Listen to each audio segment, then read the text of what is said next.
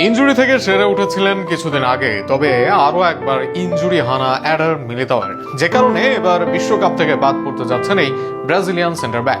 কে হবেন বিশ্বকাপে তার বদলি এ নিয়ে চলছে আলোচনা, আর সেখানেই শোনা যাচ্ছে অভিজ্ঞ ডিফেন্ডার সিলভার নাম। শেষ পর্যন্ত কি মিলিতাওয়ের বদলি হিসেবে আসবেন সিলভা? কেন নেওয়া উচিত এই অভিজ্ঞ ডিফেন্ডারকে, তা নিয়ে থাকছে প্রতিবেদন। তাকে ডিফেন্ডারদের নেইমার বললেও ভুল হবে না। রিয়াল মাদ্রিদের হয়ে 2 মৌসুমে এসিএল এর জন্য ছিলেন মাঠের বাইরে। এই মৌসুমে ইনজুরির জন্য আছেন আসা যাওয়ার মাঝে। মার্চে খেলতে পারেননি ব্রাজিলের হয়ে প্রীতি ম্যাচও, তবুও কোচ কার্লোর বিশ্বকাপের জন্য অটো চয়েসে ছিলেন রিয়াল মাদ্রিদ তারকা এডার মিলিতাও। তবে এবার সেই মিলিতাও ছিটকে গেলেন বিশ্বকাপ থেকেই। আসন্ন বিশ্বকাপের আগে আরো এক ধাক্কা খেল ব্রাজিল। এবার চোট রিয়াল মাদ্রিদের ব্রাজিলিয়ান ডিফেন্ডারের। সেখানে চোটের কারণে আসন্ন বিশ্বকাপ থেকে কার্যত ছিটকে গেলেন এই 25 বছর বয়সী সেন্টার ব্যাক। ফলে আরো দুশ্চিন্তা বাড়লো ব্রাজিল কোচ কার্লো আনচেলত্তির।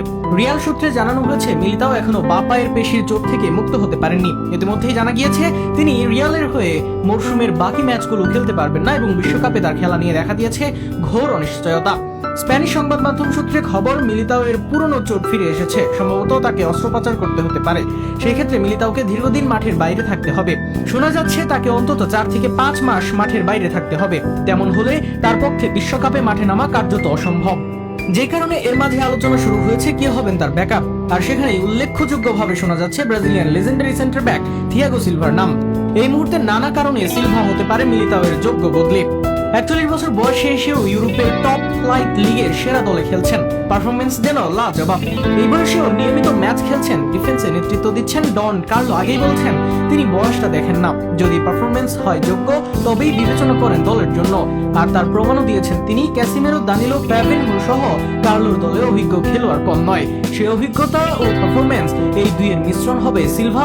যদি নেইমার না থাকে দলে অভাব হবে লিডার। এর বাইরে ডিফেন্সে সমন্বয় করার মতো কেউ নেই, নেতা। যে কারণে ভালো স্কোয়াড বা দল থাকলেও ছন্ন ছাড়া হয়ে যায় সেলেসাওরা। সবকিছু মিলিয়ে দেখা যাক সিলভা এবার কাটতে পারে কিনা ব্রাজিল কোচের নজর।